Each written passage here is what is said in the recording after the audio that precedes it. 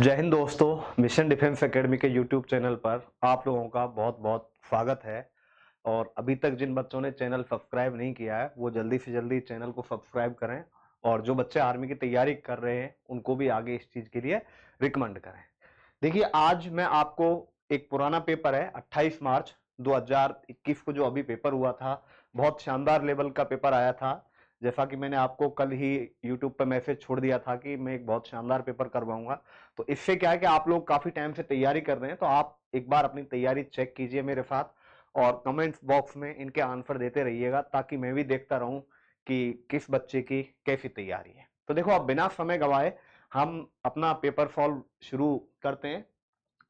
सबसे पहला आपका है कि 1853 के शिकागो में होने वाली विश्व धार्मिक सभा में किसे एक प्रभावशाली हिंदू के रूप में सराहा गया। सॉरी, ये 1853 नहीं है, इसको कर लेना 1893। ये 1893 है। और जो शिकागो में धर्म सम्मेलन हुआ था, ये पहले भी आ चुका है क्वेश्चन, तो उसमें स्वामी विवेकानंद ने बहुत अच्छा भाषण दिया था। तो इसका आंसर क्या होगा? स्वामी विवेकानंद। अब आता है मीनाबक्कम अंतरराष्ट्रीय हवाई अड्डा कहां पे है? मीनाबक्कम अंतरराष्ट्रीय हवाई अड्डा कहां पे है? तो देखो, सबसे पहले हम पहला ऑप्शन देखते हैं। पहला ऑप्शन ए, बेंगलोर में देखो कैंपोगोड़ा है, बेंगलोर में कैंपोगोड़ा हवाई अड्डा है। हैदराबाद में है वो राजीव गांधी एयरपोर्ट है, हैदराबाद का है वो, कौन सा है? राजीव गांधी हवाई अड्डा। मीनाबक्कम जो आपका है, मीनाबक्कम ये आपका कहां का है? चेन्नई का है। कोयम्बटूर का, कोयम्बटूर ही है। तो ध्यान रखना, जो चेन्नई का है वो कौन सा होगा? मीनाबक्कम है। तो एयरपोर्ट वाले क्वेश्चन बहुत ज्यादा आते हैं आपके एग्जाम में। इसके अलावा जैसे दिल्ली में, दिल्ली का कौन सा है आपका? है इंदिरा गांधी है, इंदिरा गांधी अंतरराष्ट्रीय हवाई अड्डा है। इसके बाद आपका मुंबई का है, तो वो छत्रपति शिवाजी हवाई अड्डा। तो मेन मेन जो एयरपोर्ट है, 10-12 एयरपोर्ट हैं, वो आप लोग याद कर लेना। वहां से बहुत ज्यादा क्वेश्चन पूछे जाते हैं बेटा, ध्यान रखना। इसके बाद चलिए आगे चलते हैं। क्वेश्चन नंबर 3 और 4, किस बैंक का मुख्यालय मणिपुर और कर्नाटक में स्थित है? ध्यान रखना, ये मणिपुर नहीं है, शायद मणिपाल है। इसको एक बार क्वेश्चन को ठीक कर लेना। ये मणिपुर नहीं है, यहां मणिपाल है, यहां सही दे रखा है, मणिपुर नहीं है, इसको मणिपाल कर लेना बेटा। तो किस बैंक का मुख्यालय मणिपाल कर्नाटक में है? ध्यान रखना, सिंडिकेट बैंक का जो मुख्यालय है, सिंडिकेट बैंक का जो मुख्यालय है वो आपका कहां पे है? कर्नाटक में। इसके बाद चलिए आगे, निम्नलिखित में से कौन से राज्य गौतम बुद्ध के जीवन से जुड़े थे? अब देखो, इसमें सबसे पहला आता है गंधार। देखो, गंधार और अवंती, गंधार और अवंती तो गौतम बुद्ध के जीवन से जुड़े हुए हैं ही नहीं। बात आती है कौशल की और मगध की। तो ये जो मगध है ये गौतम बुद्ध की शिक्षाओं से जुड़ा हुआ है, ध्यान रखना। लेकिन जब बात करें कौशल की, तो जो गौतम बुद्ध की मां है, जो हमारे गौतम बुद्ध की मां थी, उनकी वो कौशल देश से थी। इनकी जो मां कहां से थी? कौशल देश से थी। जो महामाया थी, मां इनकी कौशल देश से थी। कहां से थी? कौशल देश से थी। इसके अलावा एक लॉजिक और आता है, जो कौशल के जो राजा थे प्रसेनजित, कौशल के जो राजा थे प्रसेनजित, वो इनकी शिक्षाओं को इन्होंने ग्रहण किया था। ठीक है, तो इसका मतलब ज्यादा देखो, कौशल और गंधार दोनों ही संबंधित हैं, लेकिन ज्यादा संबंधित कौन सा है? ज्यादा संबंधित देखो, इनकी मां है वो कौशल देश से थी, वहां के जो राजा थे उन्होंने इनकी शिक्षाओं को ग्रहण भी किया था। तो इसका जो राइट आंसर है वो क्या होगा? कौशल होगा। ध्यान रखना, मगध भी संबंधित है, लेकिन यहां पर दो ऑप्शन ऐसे आ गए कि ज्यादा संबंधित कौन सा है हमें वही बताना है। तो उसके लिए जो राइट आंसर होगा आपका वो कौन सा होगा? कौशल होगा। इसके बाद चलिए आगे चलते हैं। आर्द्रता को पूरे तौर पर ग्रहण करने के बाद हवा कहलाती है। तो देखो, इसको बोलते हैं संतृप्त वायु। संतृप्त वायु क्या बोलते हैं? संतृप्त वायु। संतृप्त वायु जो हवा पूरी तरह से एक तरीके से आर्द्रता को ग्रहण कर लेती है, संतृप्त वायु भी बोल देते हैं उसको, और उसी को हम क्या बोलते हैं? सापेक्षिक आर्द्रता। तो इसका जो राइट आंसर है वो क्या होगा? रिलेटिव ह्यूमिडिटी, सापेक्षिक आर्द्रता। इसके बाद आओ, निम्नलिखित में से धौलाधर पर्वतमाला की मशहूर जनजाति का नाम बताइए। देखो, सबसे पहला आता है इसमें लेप्चा। जो लेप्चा है ये आपकी कहां से, सिक्किम में पाई जाती है। लेप्चा जनजाति है वो आपकी कहां पे बेटा, सिक्किम में। इसके पास आइए देखो गद्दी, जो हमारी गद्दी जनजाति है, ध्यान रखना, जो लामा दल है, एक लामा दल है, दल जो कि हिंदुओं का प्रसिद्ध तीर्थ स्थल है। हिंदुओं का क्या है, प्रसिद्ध तीर्थ स्थल है।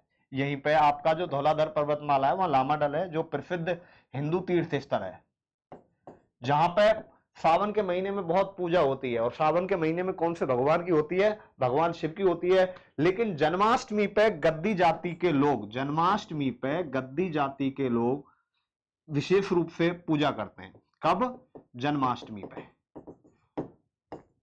ये विशेष रूप से पूजा करते हैं। कौन, गद्दी जाति के लोग। तो यहां पे कौन सी जनजाति है इसकी प्रसिद्ध, गद्दी जनजाति। थारू जनजाति का ध्यान रखना है, ये जो थारू जनजाति है ये आपकी नेपाल में पाई जाती है, और लगभग जो 6% आबादी है नेपाल की वो थारू जनजाति की है।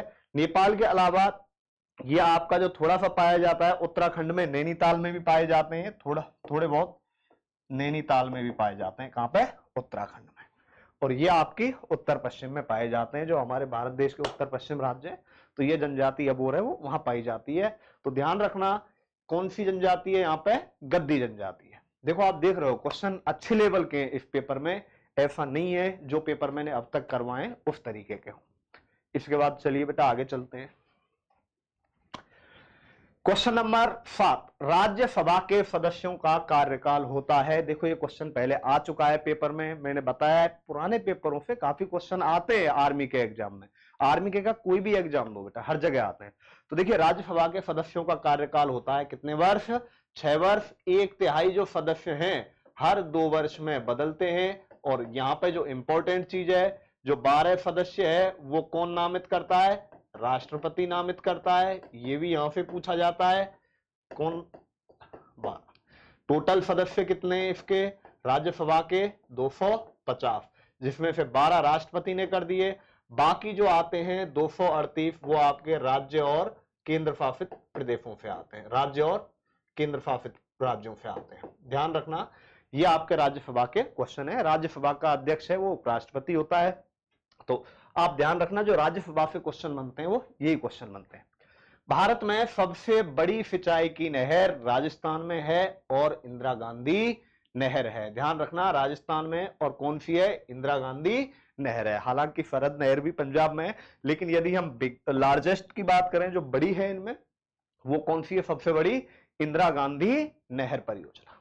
तो ये आपके देखो यहाँ पे 8 क्वेश्चन हो चुके हैं। इसके बाद चलिए 9वें, दिल्ली की प्रथम मुस्लिम महिला शासक थी। देखो ये बेगम हजरत महल, ये आपकी अवध की रानी थी। कहां की रानी थी, ये अवध की रानी थी।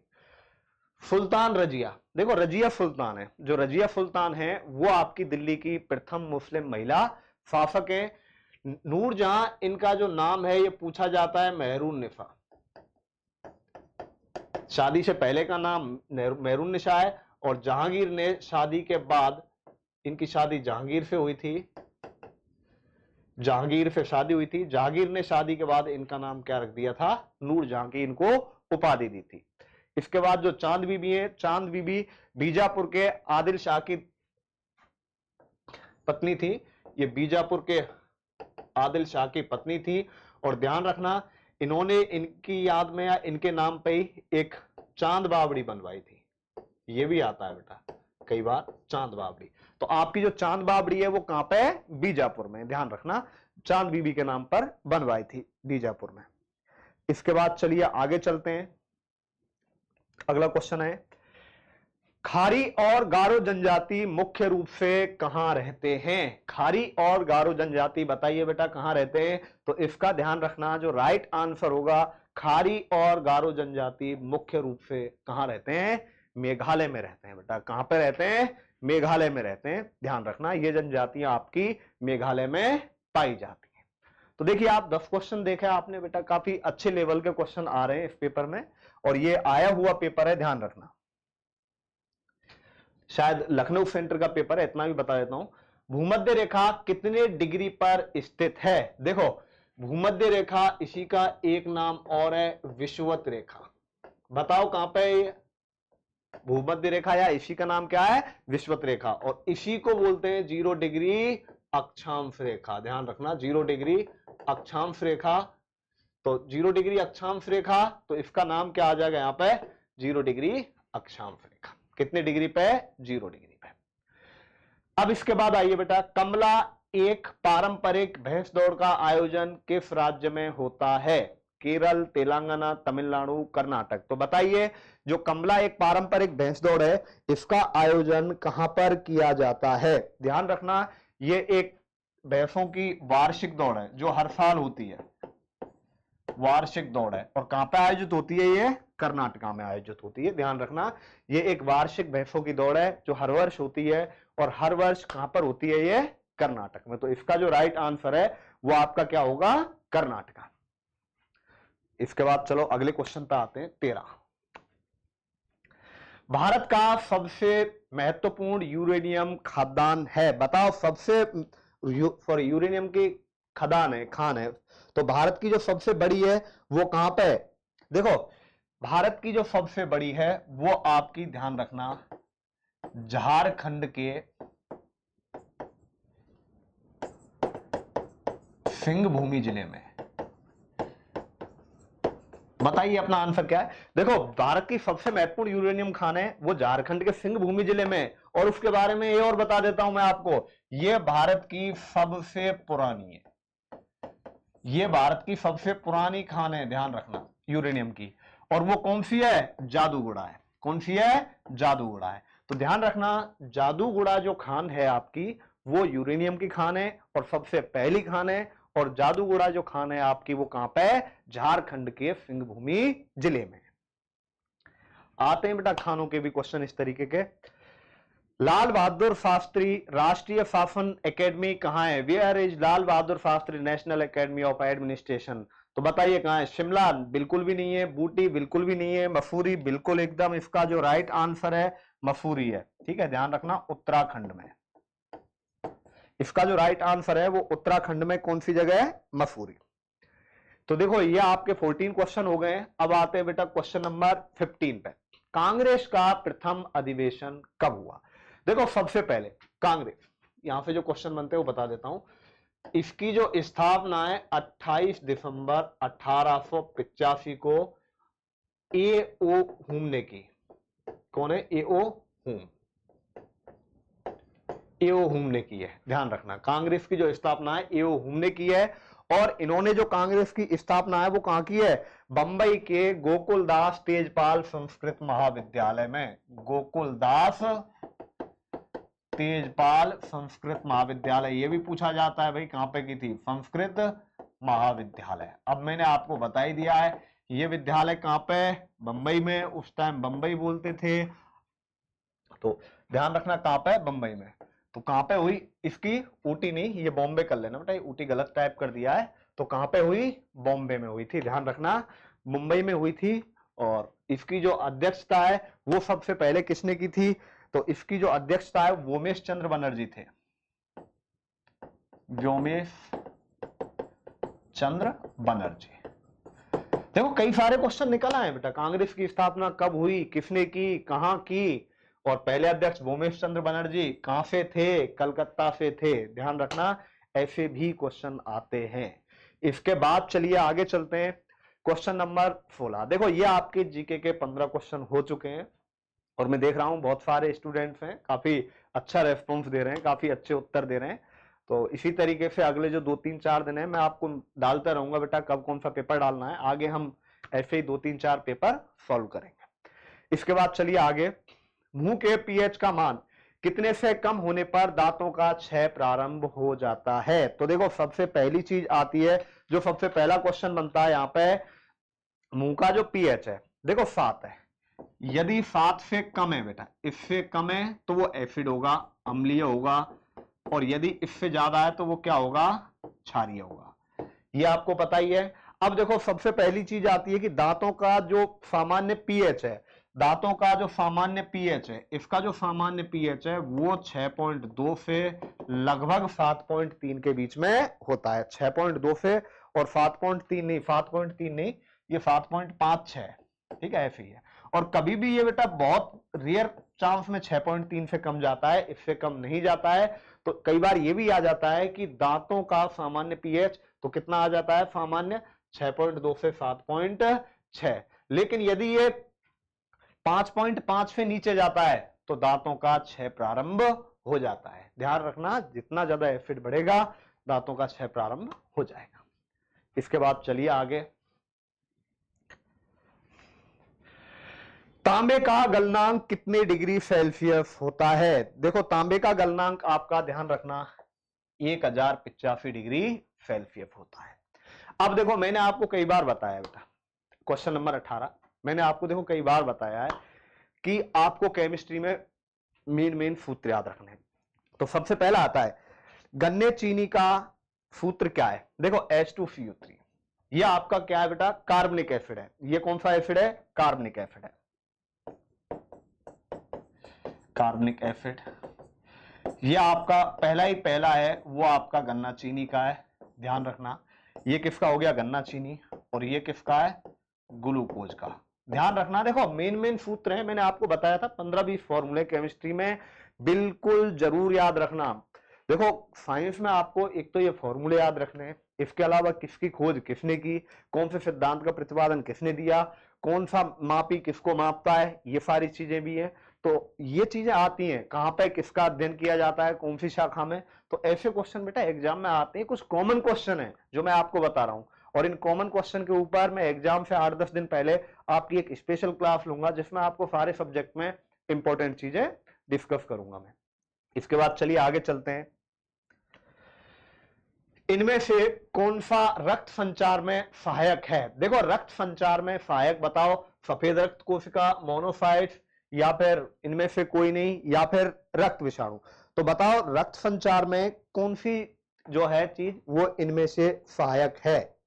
क्वेश्चन नंबर 19 ध्यान रखना। देखो लिम्फोसाइट, इसका जो राइट आंसर है वो राइट आंसर है इसका लिम्फोसाइट, सफेद रक्त कोशिकाएं, लिम्फोसाइट या सफेद रक्त कोशिकाएं, इसका बिल्कुल एकदम राइट आंसर है। टेरिस्टोरियल दूरी मापने की कौन सी इकाई? देखो टेरिस्टोरियल दूरी है मतलब ग्रही दूरी, जो बहुत ज्यादा लंबी दूरी होती है ग्रहों के बीच में मापी जाती है, वो हमेशा ध्यान रखना प्रकाश वर्ष में मापी जाती है, प्रकाश वर्ष में। ध्यान रखना, लाइट ईयर में जितना प्रकाश एक साल में दूरी तय करता है तो वो प्रकाश वर्ष कहलाती है। इसके बाद आओ, देखो वनस्पति विज्ञान किसका अध्ययन है? देखो नाम से ही पता चल रहा है, वैसे तो आप सभी इसको सही कर देंगे, वनस्पति विज्ञान किसको है? देखो जानवरों का जीवन, ये आपका जूलॉजी में है, जूलॉजी में। ये आपका किसमें आता है? जूलॉजी में। जानवरों का जो अध्ययन है वो किसमें आता है? आपका जूलॉजी में आता है। इसके बाद आता है ह्यूमन, मानवों का, ये एंथ्रोपोलॉजी में आता है बेटा। मानव जीवन जो है ये एंथ्रोपोलॉजी, लॉजी, ऑर्निथोलॉजी, पक्षियों का। और ध्यान रखना है ऑर्निथोलॉजी है, ये जूलॉजी की एक ब्रांच है, ध्यान रखना ऑर्निथोलॉजी। और पौधों के जीवन का है वो कहां पे आता है बेटा? वनस्पति विज्ञान में आता है। तो ये आता है, पक्षियों का भी आता है, मानव जीवन का भी आता है, जानवरों का भी आता है, तो सेल्स का भी आता है। देखो काफी चीजें, एक बार उनको याद कर लेना। अधिक ऊंचाई वाले क्षेत्र में किस कारण से नाक से खून बहने लगता है? निम्न वायु दाब, इनमें से कोई नहीं, उच्च वायु दाब, अत्यधिक सर्दी। देखो सर्दी भी होती है ज्यादा ऊंचे क्षेत्रों में, आपने देखा होगा हिमालय पे, ग्लेशियर पे माइनस में होता है टेम्परेचर, लेकिन देखो अधिक ऊंचाई पे जाएंगे नाक में से खून आएगा, तो वो क्यों आएगा? ऑक्सीजन की कमी के कारण, ऑक्सीजन की कमी होगी, कमी से ही आते आ गया निम्न वायुदाब। निम्न वायुदाब होगा क्योंकि हम ज्यादा ऊपर जाएंगे वहां पे ऑक्सीजन की कमी आएगी। और आप आर्मी की तैयारी कर रहे हो तो आपको बहुत ज्यादा ऊंचे ऊंचे क्षेत्रों पे जाना पड़ेगा भाई, ग्लेशियर में भी जाना पड़ेगा, करगिल पे भी जाना पड़ेगा, ठीक है, तो हर जगह जाना पड़ेगा आपको। इसके बाद चलिए आगे, प्राथमिक ईंधन कौन सा है? देखो क्वेश्चन बहुत अच्छा है, प्राथमिक ईंधन कौन सा है? देखो बिना किसी ऊर्जा रूपांतरण के, प्राथमिक ईंधन की पहले डेफिनेशन सुनो क्या है? प्राथमिक ईंधन बिना किसी ऊर्जा रूपांतरण के, हमें बिना ही कुछ किए जो डायरेक्ट सीधा सीधा फॉर्म में मिलता है वो आपका प्राथमिक ईंधन कहलाता है। तो प्राथमिक ईंधन आपके कौन कौन से हैं ध्यान रखना, एक तो सौर ऊर्जा हो गया बेटा जो सूर्य से प्राप्त हो रही है, पवन जो हवा से डायरेक्ट है, और एक आपका कोयला। ये आपको हमें डायरेक्ट सीधे सीधे फॉर्म में मिलते हैं। तो ध्यान रखना ये कौन कौन से हो जाएंगे आपके, सौर ऊर्जा हो गई, पवन ऊर्जा हो गई, और जो कोयला है ये आपके प्राथमिक ईंधन के सूत्र। इसके बाद आओ, प्रकाश का संश्लेषण अधिकतम कहां पर होता है। प्रकाश का संश्लेषण देखो, क्लोरोफिल आपका, क्लोरोफिल प्रकाश संश्लेषण में जो क्लोरोफिल है वो सबसे अधिक लाल रंग को ग्रहण करता है, उसके बाद बैंगनी रंग को। तो इसमें आंसर देख लो, ऑप्शन में कौन सा है, लाल रंग है। कौन सा है आपका, लाल रंग है। तो सबसे अधिक जो क्लोरोफिल है वो किसको लेता है, आपका लाल रंग को लेता है बेटा, किसको लेता है, लाल रंग को, प्रकाश संश्लेषण की प्रक्रिया में। इसके बाद चलिए आगे, क्वेश्चन नंबर 25। आप वायु गति शास्त्र से क्या समझते हैं, what do you understand by aerodynamics. यह शरीर के दर्द के अध्ययन से संबंधित है, बिल्कुल भी नहीं है। यह हवा या गैस के प्रभाव में इनमें होने वाली हलचल है, none of these it is, ये जनन अंगों का विज्ञान है। देखो नाम से ही पता चल रहा है बेटा, एरोडायनामिक्स या वायु गति शास्त्र। तो जो वायु गति शास्त्र सीधा सा है, यह हवा या गैस के प्रभाव में होने वाली हलचल का वैज्ञानिक अध्ययन है। और जो हम हवाई जहाज वगैरह ये जो चलते हैं, इनकी जो स्टडी है वहां पे इसका बहुत ज्यादा यूज है बताऊंगा। इसके बाद आइए बेटा, कोरोना ग्राफ का प्रयोग किसके लिए किया जाता है। ध्यान रखना इसमें ऑप्शन कोरोना का नहीं दे रखा है कोई, नहीं तो आप में से ज्यादातर लोग क्या कर देंगे, दे दिया जाए कि भाई कोरोना वायरस के अध्ययन के लिए, तो ज्यादातर तो आप में से सीधा सा टिक लगा देंगे कि भाई कोरोना वायरस के अध्ययन के लिए। कोरोना वायरस तो अब आया है बेटा, कोरोना ग्राफ का प्रयोग बहुत पहले से हो रहा है, ठीक है। तो इसमें पुराना पेपर है, ध्यान रखना। हो सकता है अब आपके लिए पेपर आए तो इसमें एक ऑप्शन ये भी आए कि कोरोना वायरस का अध्ययन करने के लिए, और आप में से बहुत सारे बच्चे हो सकता है उसमें यही लगा दें। तो कोरोना ग्राफ नसों के अध्ययन के लिए नहीं, रक्तचाप के अध्ययन के लिए नहीं।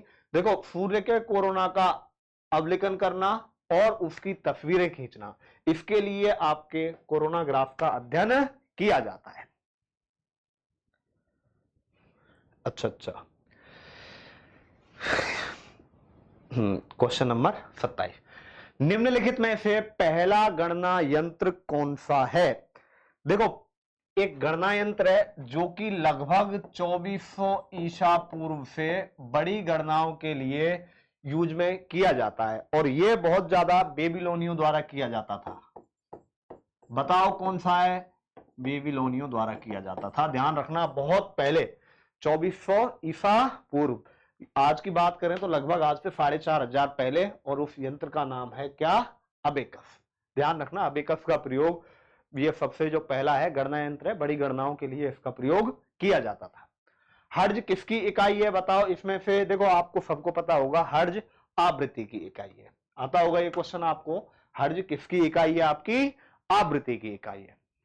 इसके बाद चलिए आगे चलते हैं। बेटा देखो घबराना नहीं है कि पेपर बहुत ज्यादा डिफिकल्ट है, बेटा कई बार आर्मी में आ जाता है पेपर, और सीधी सी बात है बिल्कुल डिमोरलाइज होने की जरूरत नहीं है। यदि पेपर टफ आता है तो आपकी कट ऑफ कम जाएगी, और पेपर टफ आता है तो उस कंडीशन में ध्यान रखना बेटा आपकी पार गणित से ही पड़ेगी। आप नहीं तो आप देख लेना बेटा ये पेपर में, और अभी एक दो पेपर और है। निम्नलिखित में से किसे कृत्रिम बुद्धि, ये कृत्रिम बुद्धि कर लेना बेटा, कृत्रिम बुद्धि का जनक माना जाता है। तो देखो ये आपका जॉन मैकार्थी, ये आपके एक कंप्यूटर वैज्ञानिक है, अमेरिकी कंप्यूटर वैज्ञानिक है। ध्यान रखना कंप्यूटर वैज्ञानिक है। कौन है आपके ये कृत्रिम बुद्धि के जनक, कौन है आपके, जॉन मैकार्थी। ध्यान रखना इसमें चार्ल्स बेबेज मत कर देना कि भाई कंप्यूटर से संबंधित है। रिवॉल्वर का आविष्कार किसने किया। देखो रिवॉल्वर का आविष्कार बेटा आज से काफी पहले हो चुका था, सन 1855 में हो चुका था रिवॉल्वर का आविष्कार, और ये किया था आपके सैमुअल कोल्ट ने। ध्यान रखना किसने किया, सैमुअल कोल्ट ने। मैं देख रहा हूं काफी बच्चे अच्छा आंसर भी दे रहे हैं और काफी बच्चे गलत भी दे रहे हैं, बेटा कोशिश करो अच्छे से आंसर देने की। इसके बाद चलिए आगे चलते हैं। यहाँ पे देखो आपका जीके और जीएफ का जो पोर्शन है वो हो गया है। देखो मैं अभी आपको बताया था थोड़ी देर पहले ही कि जब पेपर बहुत ज्यादा डिफिकल्ट आता है तो मैथ्स और रीजनिंग, ध्यान रखना बेटा, मैथ्स और रीजनिंग इन दोनों सब्जेक्ट से हमारी जान बचती है बेटा। और अपने जो मिशन डिफेंस एकेडमी के विद्यार्थी हैं उनको पता होगा बेटा, मैथ्स और रीजनिंग में बिल्कुल कहीं नहीं अटकोगे, क्योंकि गुरुजी अटकने नहीं देंगे आपको। एक आध दो क्वेश्चन टफ आ जाएं वो बात एक अलग है। एक मोटर बोट प्रवाह की निचली दिशा में, देखो बेटा 9 किलोमीटर 2 घंटे में, निचली दिशा का मतलब है धारा की दिशा में, धारा की दिशा में, ठीक है। और फिर यही, और प्रवाह की दिशा में यही दूरी 6 घंटे में तय करती है। प्रवाह की दिशा में मतलब वो इधर से आ रही है धारा और हम इधर से जा रहे हैं, तो प्रवाह की दिशा में 6 घंटे का समय लेती है। तो बताइए बोट की चाल प्रवाह और प्रवाह के विपरीत दिशा में क्या होगी। देखो यहां पे आपको बोट की चाल बतानी है किलोमीटर प्रति घंटा में, ठीक है, और उसके अलावा आपको धारा की चाल बतानी है, ठीक है। बोट की चाल और धारा की चाल बतानी है आपको। तो देखो धारा की दिशा में चाल होती है वो x प्लस वाई होती है, और धारा की दिशा में बेटा 9 किलोमीटर की दूरी को, देखो ध्यान से समझो, धारा की दिशा में 9 किलोमीटर की यात्रा करने में 2 घंटे का समय लगता है। तो धारा की दिशा में आपकी जो चाल है वो कितनी हो गई, 4.5 किलोमीटर बराबर। और यही धारा के विपरीत दिशा में 9 किलोमीटर की दूरी 6 घंटे में, तो कितना आ गया बेटा आपका 1.5 किलोमीटर बराबर। y से y काट दो बेटा, यहाँ पे x और x 2x बराबर 4.5 और 1.5 कितना आ गया बेटा 6, तो x बराबर कितना आ गया 3 आ गया। x का मान 3 आ गया। अब इसमें बेटा आप रख दो x बराबर 3 प्लस y बराबर कितना है 4.5, तो x की जगह क्या रखेंगे बेटा यहाँ पे 3 प्लस y, तो y बराबर 4.5 माइनस 3, तो ये कितना आ गया 1.5 किलोमीटर बराबर। तो 3 और 1.5 किलोमीटर बराबर, इसका मतलब option B is the right answer. आपको मैंने बेटा क्लासरूम में इसकी डायरेक्ट ट्रिक भी बताई है।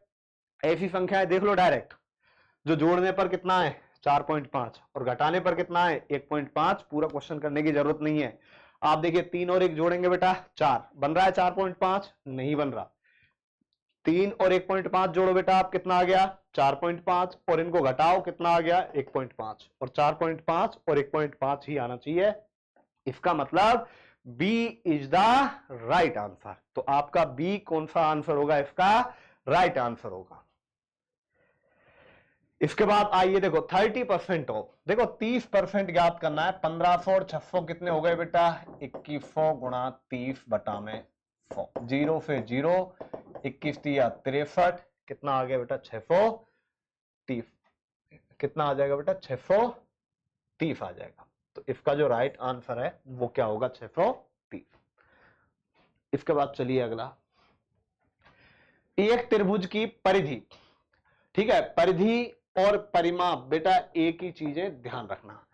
परिमाप का मतलब होता है बेटा आपका, देखो भुजा, परिधि और परिमाप। परिमाप का मतलब है परि प्लस माप, चारों ओर की माप, सभी भुजाओं का योगफल आपका क्या कहलाता है बेटा परिमाप कहलाता है। ध्यान रखना आप, परिमाप कहलाता है ये आपका। तो इसका जो परिमाप है मैंने बताया, त्रिभुज का परिमाप a प्लस बी प्लस सी होता है या नहीं होता। और बेटा ये आपके पास कितना दिया है 600 मीटर, और आपको बेटा तीनों भुजाओं का अनुपात दिया है एबीसी। तो एबीसी का अनुपात है 12:13:15।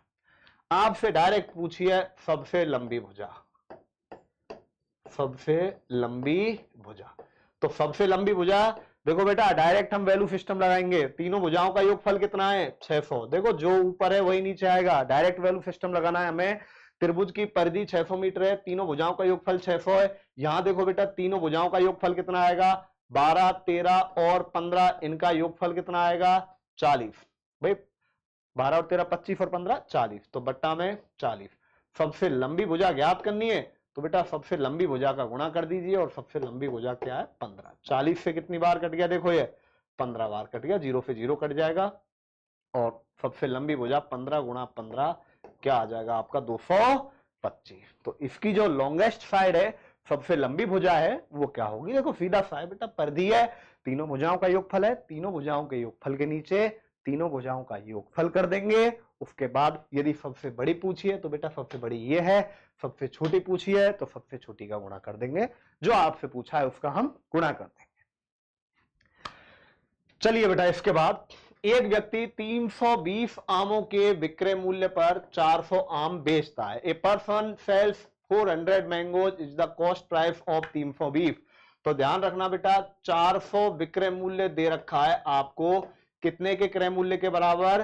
320 आमों के क्रय मूल्य के बराबर, ये दे रखा है ना।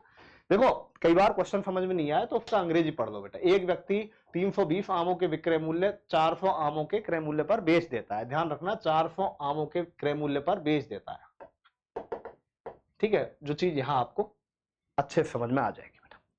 तो यहां पे देखो बेटा, क्रय मूल्य बटा में विक्रय मूल्य, क्रय मूल्य बटा विक्रय मूल्य। अब देखो बेटा 400, ध्यान रखना ये जो पेपर में क्वेश्चन आया था बेटा, एक बच्चे ने मुझे भेजा भी था कि गुरुजी इसका बताओ, क्योंकि वो हिंदी मीडियम का था तो उसके क्वेश्चन समझ में नहीं आया था। और जब ऐसा कोई क्वेश्चन आए बेटा समझ में नहीं आए तो आप उसकी इंग्लिश मीडियम पढ़ लो, अंग्रेजी में पढ़ लो, उससे ज्यादा अच्छे समझ में आ जाएगा।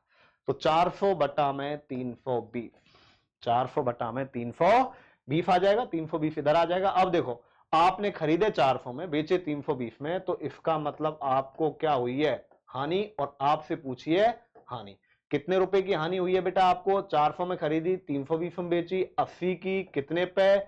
400 पे। प्रतिशत ज्ञात करना है, 8 से 5 बार, 5 से 20 बार, तो कितने प्रतिशत हानि आ गई? 20% हानि आ गई। देख रहा हूं मैं काफी बच्चे बिल्कुल एकदम राइट आंसर दे रहे हैं। इसके बाद चलिए आगे चलते हैं, क्वेश्चन नंबर 35। परिमेय और अपरिमेय संख्याओं का गुणनफल होगा। देखो बेटा, जब मैं आपको नंबर सिस्टम पढ़ाता हूं, मैं आपको संख्या पद्धति पढ़ाता हूं, तो आपको ये चीज नोट में हर बार लिखवाता हूं कि परिमेय संख्याओं का गुणा क्या होगा, परिमेय संख्याओं का जोड़ना क्या आता है, घटाना क्या आता है, गुणा करना क्या आता है, भाग करना क्या आता है। और मैं नंबर सिस्टम में आपको 4-5 नोट लिखवाता हूं, उसमें आपको ये सारी चीजें बताता भी हूं। तो यहां देखो, परिमेय और अपरिमेय संख्याओं का गुणनफल क्या होगा बेटा? जैसे हम परिमेय संख्या लें, 2 गुणा √3 ले लो, तो इसका गुणा क्या आ जाएगा बेटा? देखो एक बार गुणा की बात कर रहा हूं, 2√3। तो ये एक कैसी संख्या आ गई? परिमेय संख्या आ गई। कैसी आ गई? ये परिमेय संख्या आ गई, ध्यान रखना। सॉरी, हाँ, 2 गुणा में √3, तो 2√3 कैसी आ गई? एक परिमेय संख्या आ गई, ध्यान रखना। तो परिमेय और अपरिमेय संख्या का गुणनफल हमेशा कैसा होगा? तो ध्यान रखना, परिमेय और अपरिमेय संख्या का गुणनफल, ये परिमेय है, ये अपरिमेय, आप कोई भी संख्याएं ले लो बेटा, परिमेय और अपरिमेय का गुणनफल हमेशा एक अपरिमेय संख्या आएगी भाई। कभी भी ध्यान रखना, कभी भी परिमेय संख्या नहीं आएगी। हाँ, यदि कहता कि 2 अपरिमेय संख्याओं का गुणनफल, यदि आपसे कहता कि 2 अपरिमेय संख्याओं का गुणनफल क्या होगा, तो बेटा ध्यान रखना, 2 अपरिमेय संख्याओं का गुणनफल परिमेय भी हो सकता है और अपरिमेय भी हो सकता है। लेकिन 2 परिमेय संख्याओं का पूछे तो 2 परिमेय संख्याओं का गुणनफल हमेशा एक परिमेय संख्या होगा। लेकिन परिमेय और दूसरी अपरिमेय दे आपको, तो इनका गुणनफल क्या होगा? एक परिमेय संख्या हो जाएगा, ध्यान रखना बेटा। इसके बाद चलिए आगे,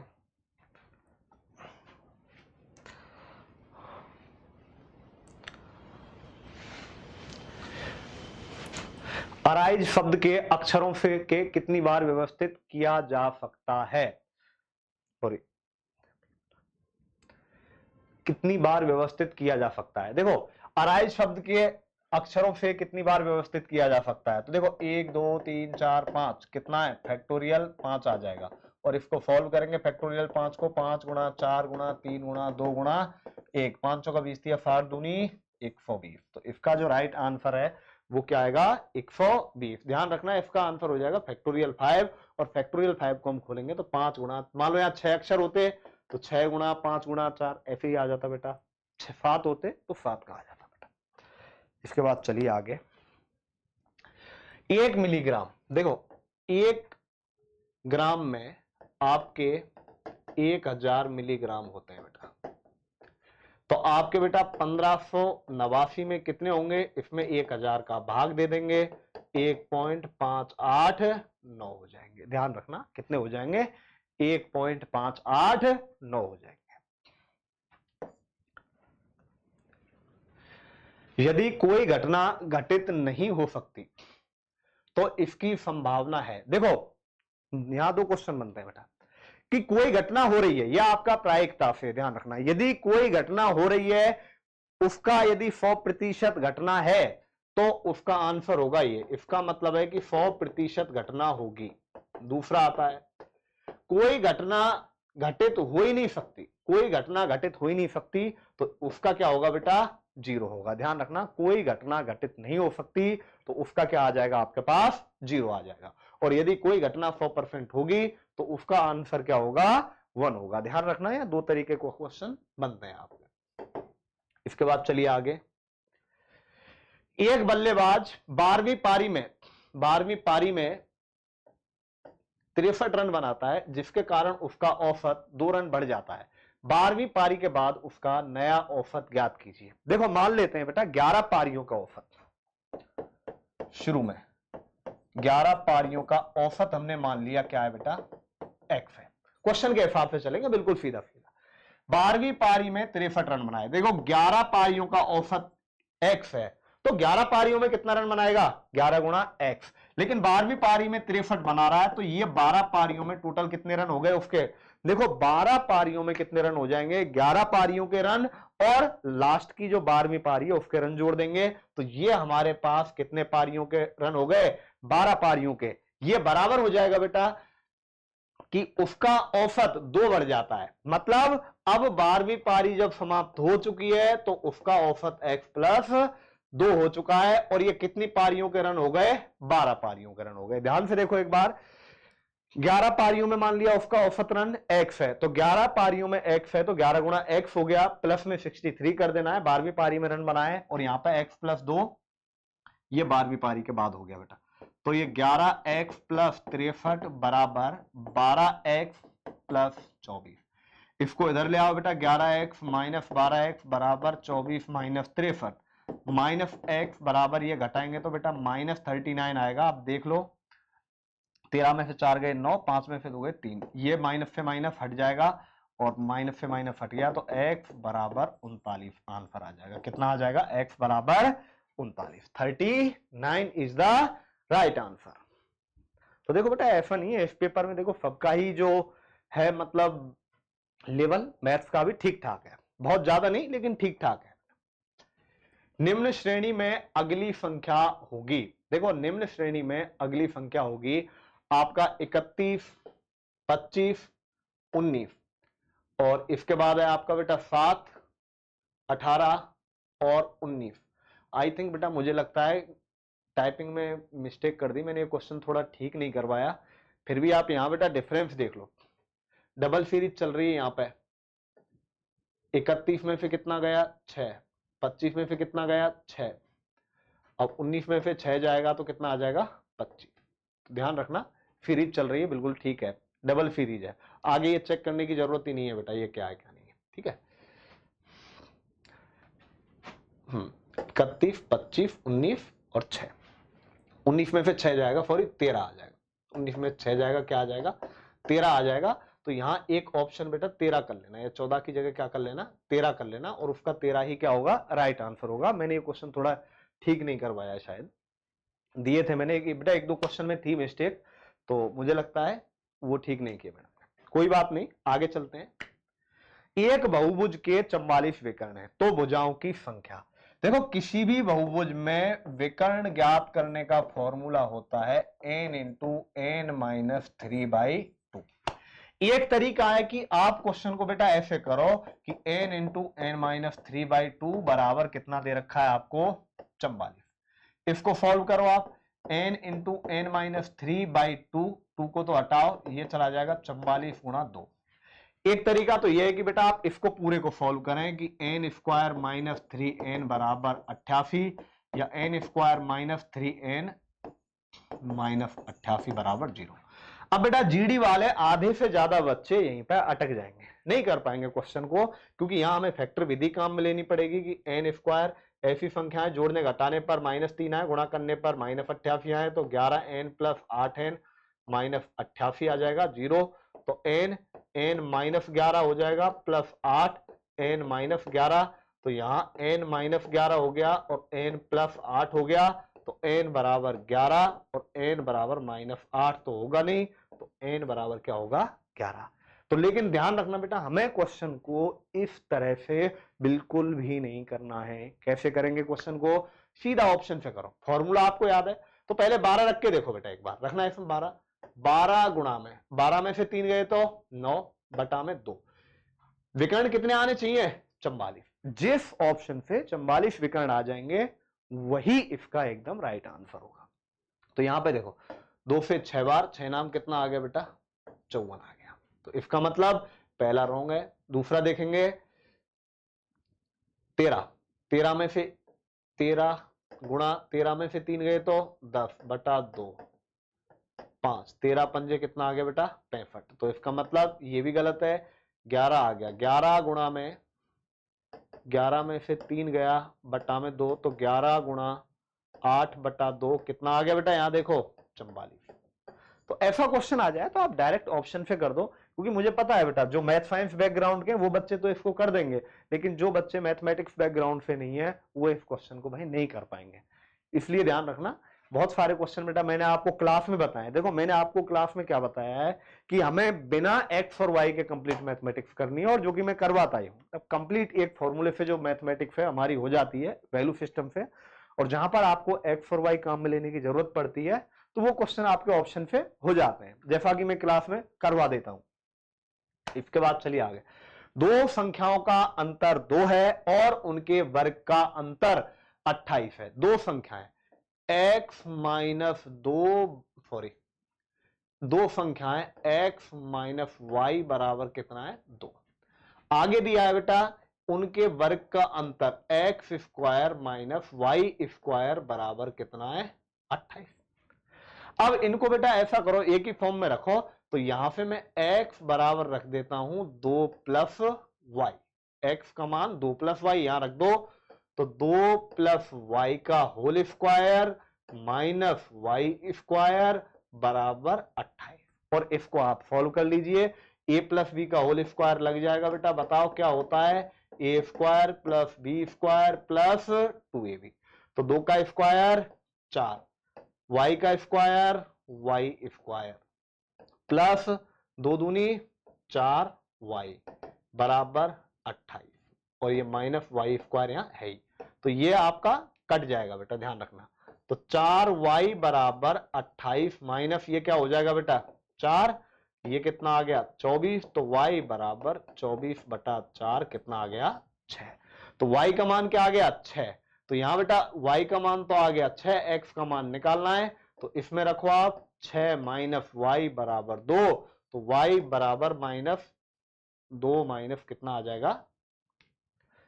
देखो x minus y, x minus 6 बराबर कितना आ गया? 2। तो बेटा इस 6 को, तो y का मान आया 4, x माइनस 6 बराबर 2, तो x बराबर 2 प्लस 6 कितना आ जाएगा? 8। तो बेटा आपसे क्या पूछा है? योगफल। x का मान 8 है, y का मान 6 है, तो आपके पास x प्लस वाई क्या आ गया? 8 आ जाएगा। सॉरी, 8 और 6 14 आ जाएगा, ध्यान रखना। तो इसका जो राइट आंसर है वो क्या होगा? 14 होगा। इसके बाद चलिए आगे। 5, ये 5 का स्क्वायर, ये 5 का क्यूब आ गया बेटा। देखो पता चल रहा है 5 की घात 4, और ये कितना होता है? 625। तो इसका जो राइट आंसर है वो आपका क्या हो जाएगा? 625 हो जाएगा बेटा। इसके बाद चलिए आगे चलते हैं। क्वेश्चन नंबर ए और बी एक काम को 10 दिन और 15 दिन में पूरा करते हैं। देखो ए और बी काम को 10 दिन और 15 दिन में पूरा करते हैं। ध्यान रखना, इनका एलसीएम क्या आ गया बेटा? आपका 30। सबसे पहले इनका एलसीएम लेना है जो हमारे पास कुल काम आएगा बेटा। 10 और 15 का टाइम एंड वर्क को मैंने करने का तरीका बताया। एलसीएम क्या आ गया? 30। तो ए 10 दिन में 30 काम कर रहा है तो बेटा एक दिन में 3, बी 15 दिन में 30 काम कर रहा है तो एक दिन में क्या कर देंगे? 2 काम कर देंगे।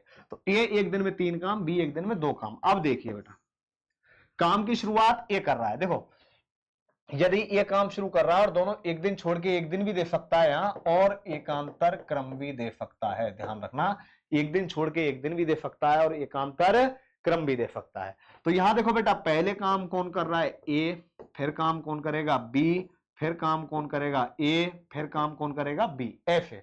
तो पहले दिन ए 3 काम, बी 2 काम, फिर ए 3 काम, बी 2 काम, फिर ए कितने काम 3, फिर बी कितने 2। धुआंधार नहीं चलना है, काम 30 करवाने हैं। तो बेटा काम काउंट करो 5 10 और यहां तक कितने हो गए 15। तो आगे चलो, नहीं तो आप देख लो यहां बेटा 2 दिन में 5 काम हो रहे हैं। देखो 2 दिन में 5 काम हो रहे हैं, डायरेक्ट भी कर सकते हैं। 2 दिन में 5 काम हो रहे हैं तो बेटा 30 काम कितने दिन में, यहां 6 का गुणा किया है, यहां भी 6 का गुणा कर दो तो 2 छिक्की कितना आ जाएगा 12 दिन। हालांकि क्वेश्चन में ही खत्म हो जाएगा, लेकिन ध्यान रखना कई बार आपका क्वेश्चन इस तरीके से नहीं हो पाता है, तो इसलिए पूरा चलेंगे।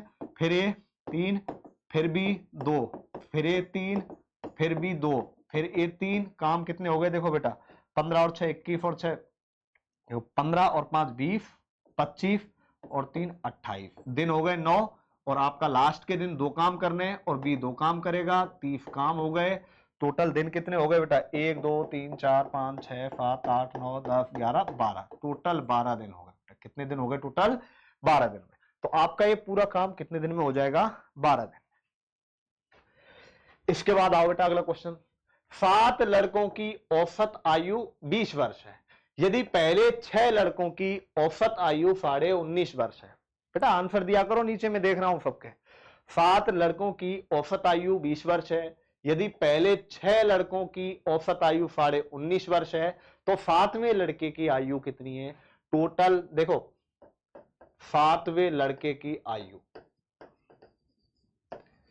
आप क्या करेंगे, टोटल 7, औसत आयु 20 है, तो बेटा 7 की कितनी हो गई 20 गुणा 7। इसमें से 6 की घटा दो और 6 की कितनी है 19.1/2 वर्ष, या इसको लिखूंगा 140 माइनस, यह आ जाएगा बेटा 19 19 38 और 1, इसका गुणा कर लो डायरेक्ट बेटा 6 गुणा 19.5 कर दो बेटा, 6 पंजे 30, 0 पॉइंट आ गया।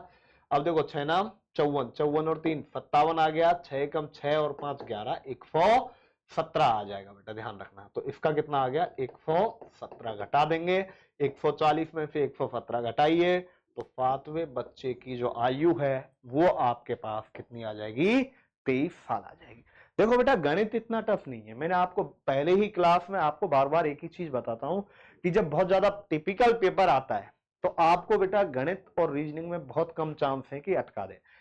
ज्यादा हाई लेवल का पेपर आ जाए तो बेटा 20-22 क्वेश्चन आप ठीक कर दो, आपकी नौकरी लग जाती है 20-22 पे, क्योंकि सीधा सा है पेपर टफ आएगा तो आपकी कट ऑफ कम जाएगी, पेपर आसान आएगा तो कट ऑफ ज्यादा जाएगी। तो और बढ़िया है पेपर टिपिकल ही आना चाहिए बेटा, बताऊं मैं, क्योंकि उसमें क्या है जो मैथ्स और रीजनिंग बहुत बड़ा रोल प्ले करती है। मैं आपको बता रहा हूं बेटा 20 क्वेश्चन है, 20 में से आप 15 16 इजीली मैथ्स में कर सकते हो, मैथ्स और रीजनिंग दोनों। इसके बाद चलिए आगे।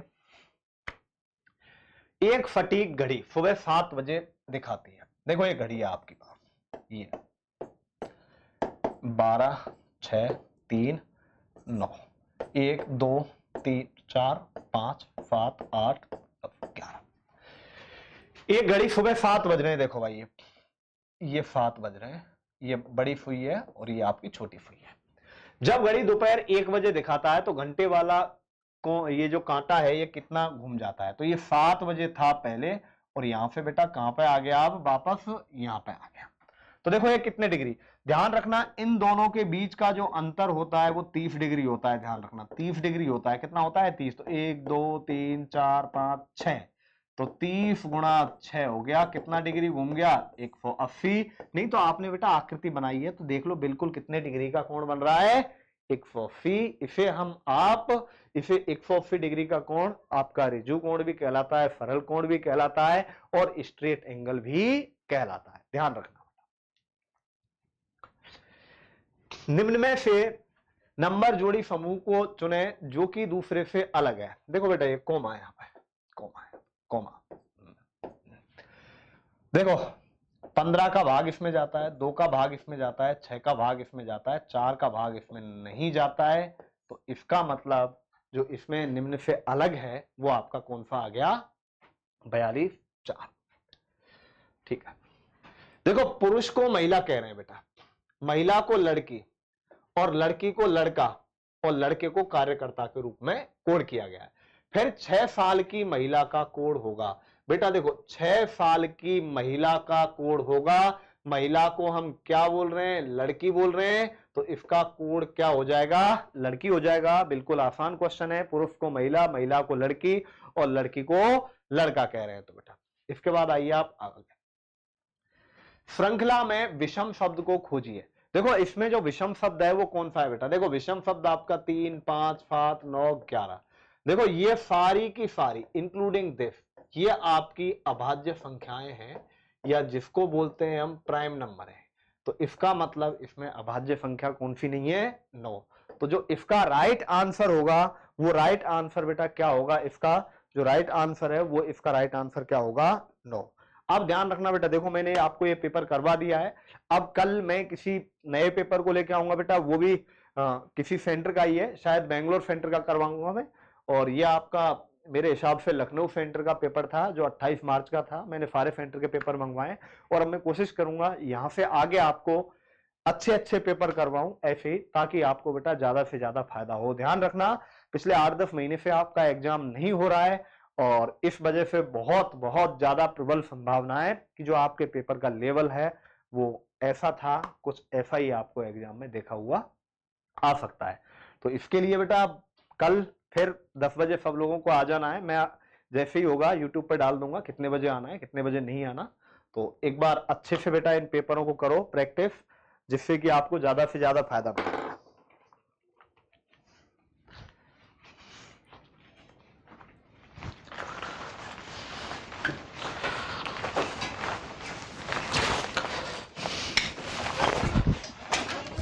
बेटा एक बार देखो हो गया, लो एक बार बात कर लो। हाँ गुरुदेव, अरे व्हाट्सएप नहीं, कल